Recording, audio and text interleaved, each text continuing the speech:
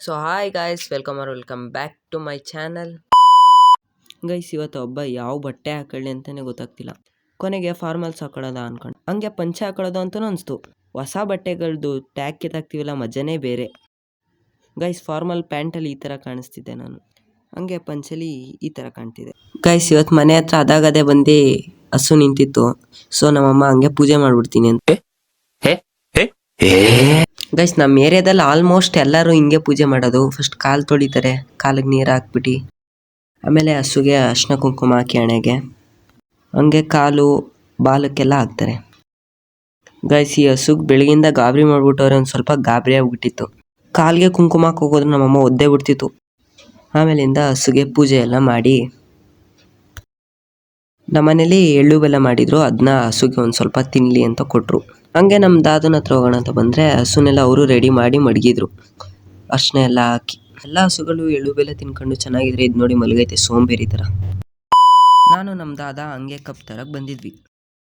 ಕಬ್ಬನ್ನೆಲ್ಲನೂ ಕ್ಲೀನಾಗಿ ಕಟ್ಟಿ ಆಮೇಲೆ ಹಸುಗಳನ್ನೆಲ್ಲ ಲೈನಕ್ಕೆ ನಿಲ್ಸಿದ್ವಿ. ಎತ್ತುಗೆ ಸ್ವಲ್ಪ ಚೆನ್ನಾಗಿ ಕಾಣಲಿ ಅಂದ್ಬಿಟ್ಟು ಡೆಕೋರೇಷನ್ಗೆ ಅಂದ್ಬಿಟ್ಟು ಕೊಂಬಿಗೆ ನವಿಲ್ಗಿರಿದು ಪುಕ್ಕ ಸಿಕ್ಸ್ತಿದ್ರು. ಗೈಸ್, ಅಂದ್ರು ಈ ಎತ್ತುಗಳು ಹಸುಗಳನ್ನ ನೋಡ್ತಾ ಇದ್ರು ಒಂಥರ ಖುಷಿ. ಗೈಸ್ ಗಮ್ಮನ್ಲಿ ಅಂದ್ಬಿಟ್ಟು ದೊಡ್ಡದು ಒಂದು ಎತ್ತಿತ್ತು, ಅದಕ್ಕೆ ಪೌಡ್ರ್ ಹಾಕ್ತವ್ರೆ. ಆಮೇಲೆ ಕಿಚ್ಚಾಯಿಸ್ಬೇಕಿತ್ತು ಅಂದ್ಬಿಟ್ಟು ಹುಲ್ನೆಲ್ಲ ತಂದು ಹಾಕ್ಬಿಟ್ಟು ರೆಡಿ ಮಾಡ್ತಿದ್ರು.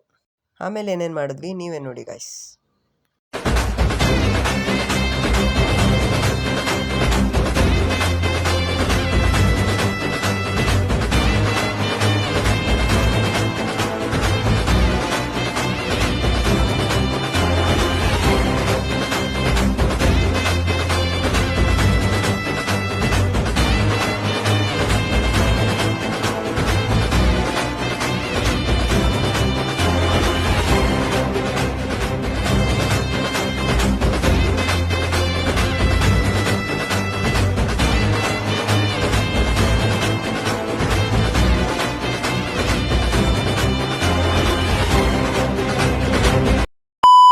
ಎಲ್ಲ ಮುಗಿದ್ಮೇಲೆ ಒಯ್ದಂದೇ ಎಂಟ್ರಿ.